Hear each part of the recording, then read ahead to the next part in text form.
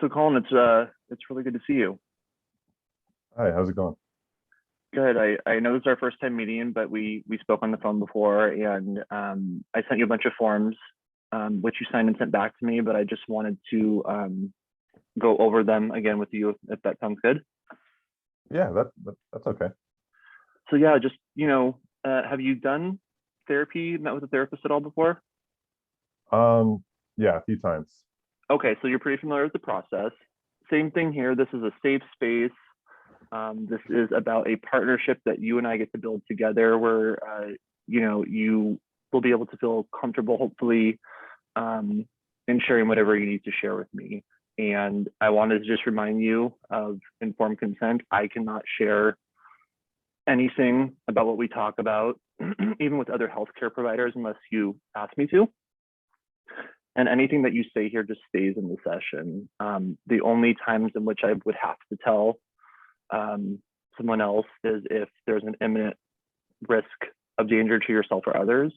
But I do want you to know that I very much respect confidentiality and privacy in our session. So do you have any questions about that?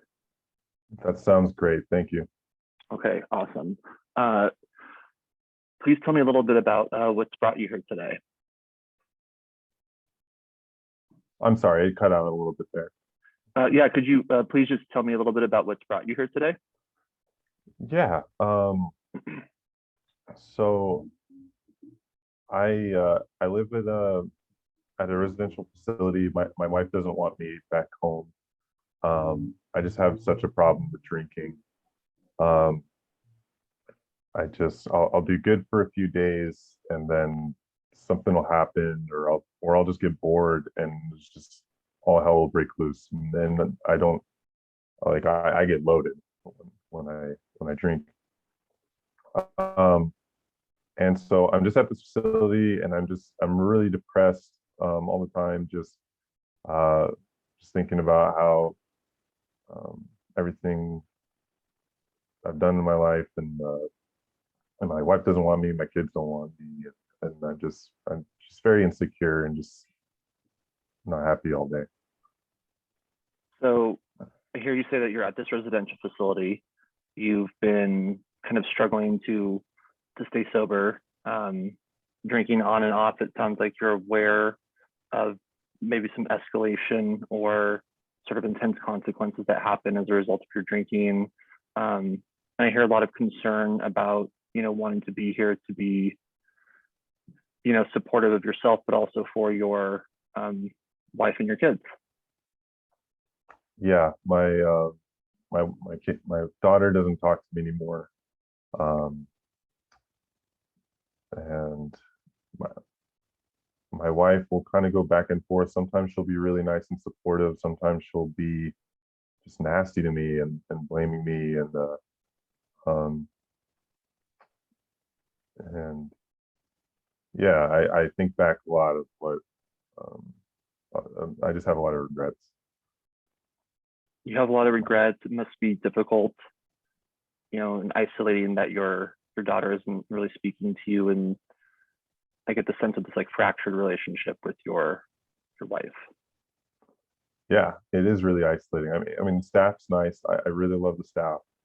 Um, but they're busy, which I totally get. And the other clients, they're they're there too, and I get that everyone's going through something. But yeah, I just sit a lot, or I just lay down a lot, and I have nothing but my thoughts, and just wanting to talk to my wife or see my my daughter, um, and just doing that all day. I'll just want to drink, you know.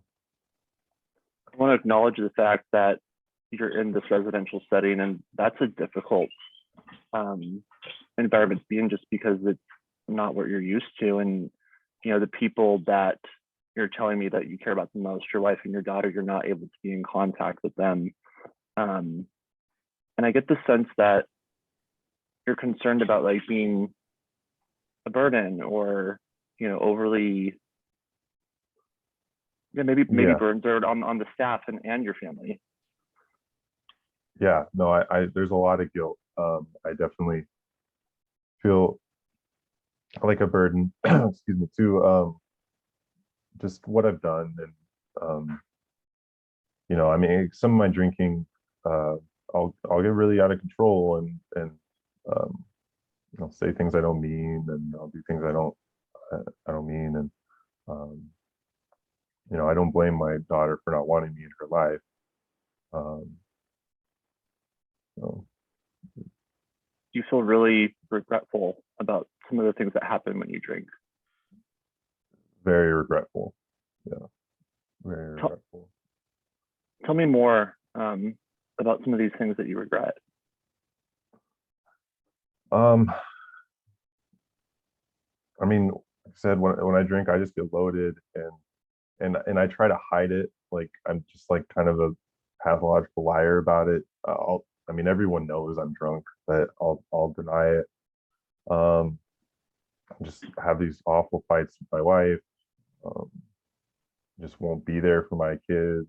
Like, I'll just go and get loaded, and I'll just go to a park and stay there for hours.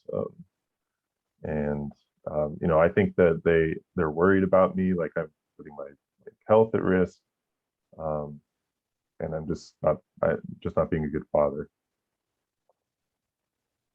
You're very concerned about being a good father. You mentioned, and a good husband, and you mentioned that you're a pathological liar. But you're also engaged in this residential program currently. Um, it seems to me there's an element of honesty that comes with entering into like a residential type facility.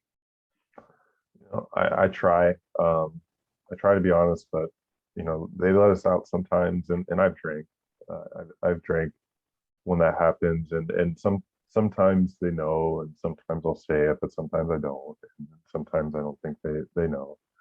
Um, I'll go outside, and it's just it's I have nothing but negative thoughts, and I just want to drink, and it's available when I go outside. So I'll go to the closest convenience store, and I'll get loaded. I hear you say that because you're feeling isolated or because you're feeling lonely, you're drinking. And you're drinking when they let you kind of out on these day trips from treatment. But you're also being honest with the staff when it happens. Sometimes I'm honest with them. Sometimes I'm not. I don't. I really want to be there. I don't want to be kicked out, and I don't want anybody to think badly about me. Um, but yeah, it's I drink when I feel isolated, but also the drinking has kind of made me isolated. So it's a bad cycle. It's very important for the way other people think about you. Yeah, I'm a bit of a people pleaser. I'm really insecure, and I'll put people before myself a lot. Tell me more about that. Um, no, I think maybe it's how I was raised, or maybe it's just because I'm insecure. But like I'll I'll be passive, and I won't really share my feelings a lot, and um I'll kind of go with whatever my wife says. I feel like I spend a lot of time focusing on my relationship, and like how to please my wife, even though like sometimes I feel like I need to step back and focus on me. And it's just hard for me to do that. I've been saying that for years, and I still just focus on other people. It seems like that for you, there's a sense of like control or comfortability in helping or pleasing others. Yeah, I think I don't want them to leave me, Um, so I think that's maybe why I focus. I mean, because I don't have a lot of people. I've been left a lot in my family, so I think maybe that's why I focused on my wife so much. You don't want to lose her too. Yeah, exactly. But at the same time, it's sometimes she's not good for me. It's toxic. So other times I'll get in this space where I'm like, I'm not going to talk to her anymore. I'm going to focus on myself. but then we always end up talking again. Either she'll call or I'll call, or I'll get upset, or she'll get upset. So.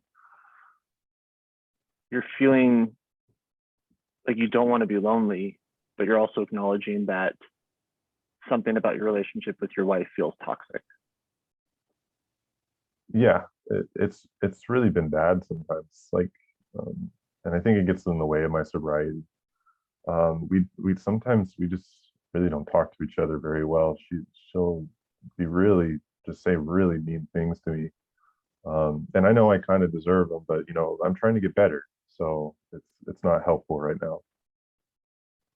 I'm curious. I'd like to circle back to what you just said. You just said you deserve it, but you're also somebody here that's asking for help.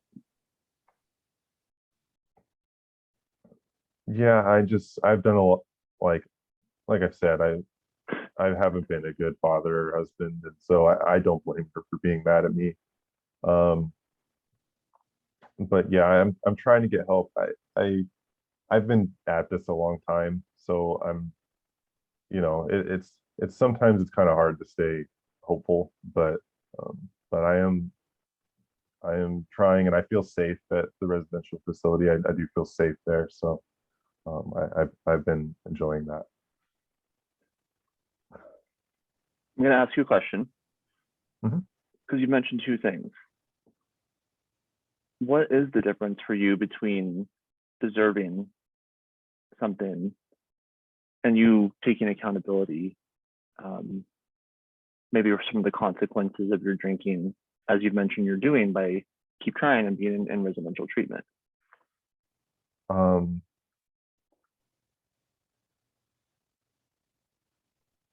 you know, I mean,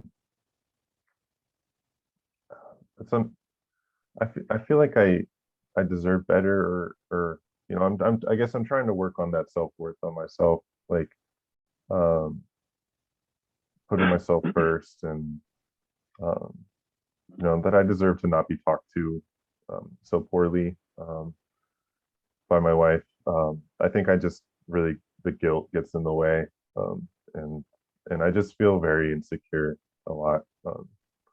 Just feel like I'm not good enough. So these very real feelings of not feeling good enough, feeling very insecure, at times helpless, but also acknowledging and feeling like you are worthy of help and you are worthy of doing better. Yeah, yeah, I'm trying. I like my groups. I go to groups,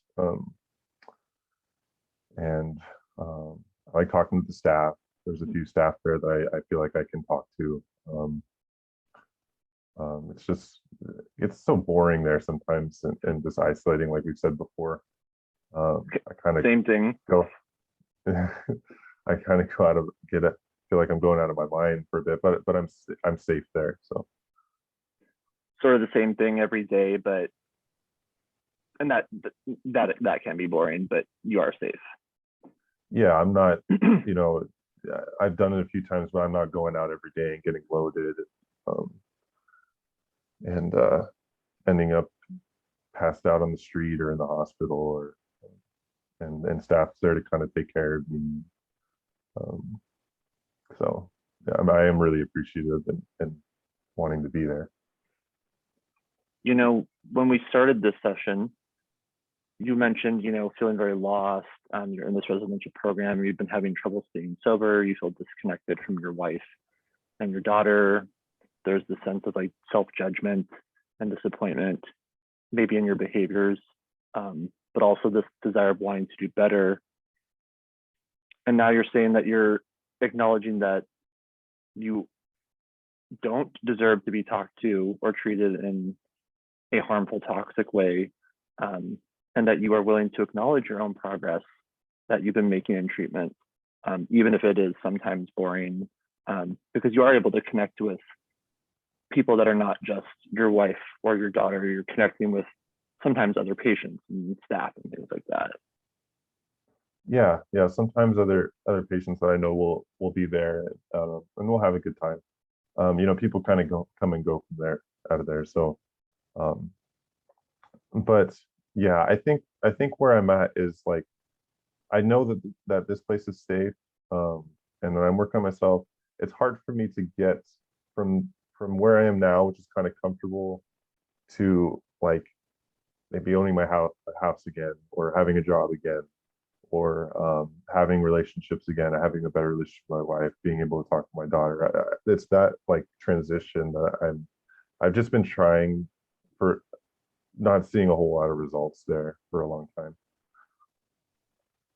I get the sense of frustration from you that you are making this effort, you are trying, and you want to see things look different in your life, and that you're willing to get uncomfortable in the sense that you won't be in your comfort zone anymore, but you're just not seeing the results that you would hope yet.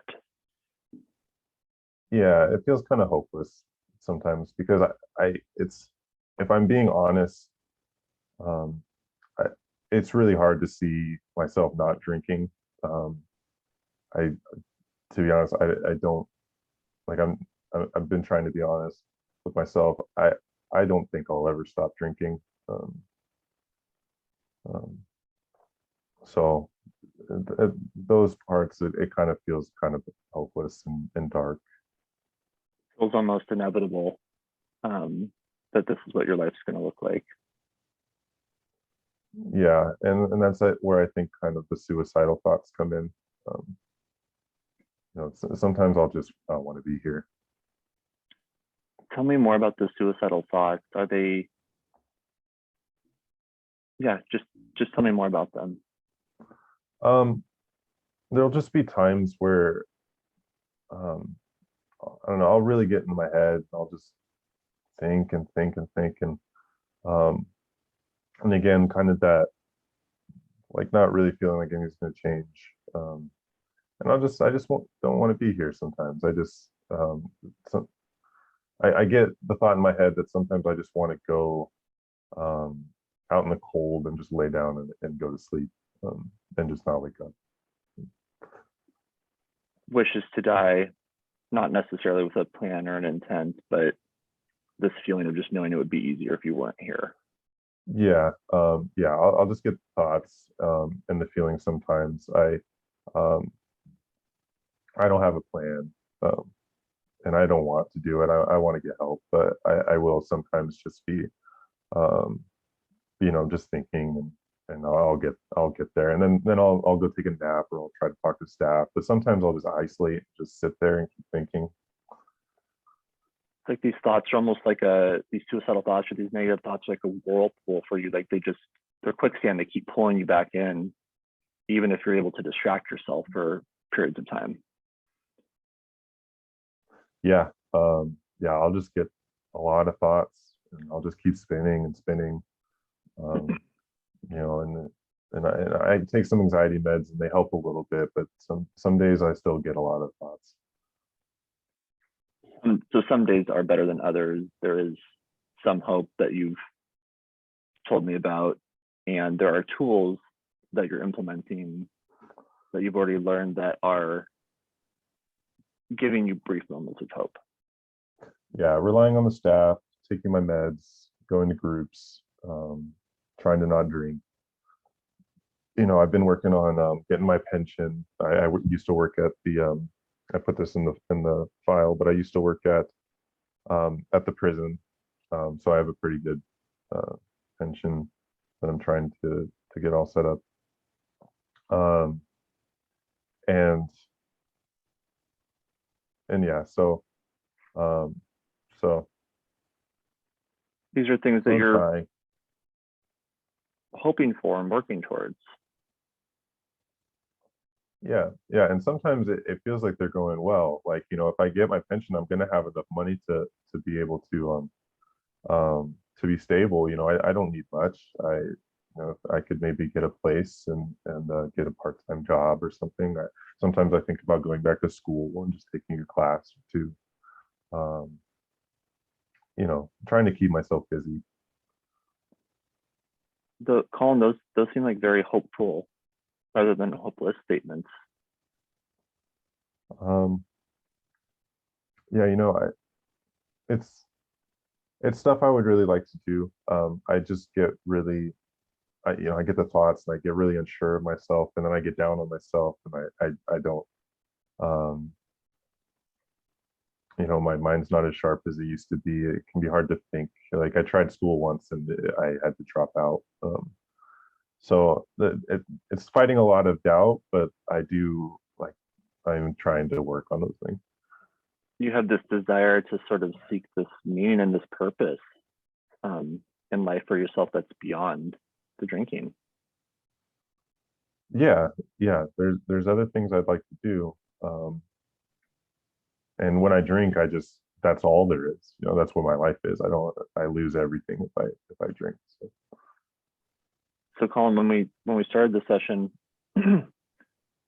again, you were telling me how hopeless you felt and you were caught in this cycle, and we talked a lot about feeling the inevitability and the hopelessness of the drinking, almost as you feel you're never going to be able to get sober. But at the same time, we've also discussed some hopeful statements, this desire to want to be present for your wife and have a healthier relationship with her, to be present for your daughters, to set some goals for yourself, school and owning your own place. And seems like you really want to keep moving forward. Yeah, I really do. I want to get better. I don't want to keep doing this. So. There's something more out there for you. There's a grander purpose out there for you. I really think I don't need much. If I have just a job and a place, I think I could be happy like that. Sounds like being content is a very real possibility for you. I'm hopeful. I'm going to keep trying and relying on the staff and trying to make changes. I know how. Excuse me. So I know you have this amazing support with the staff.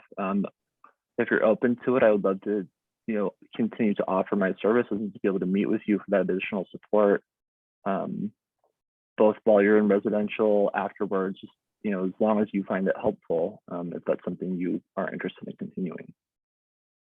Yeah, I'd like to.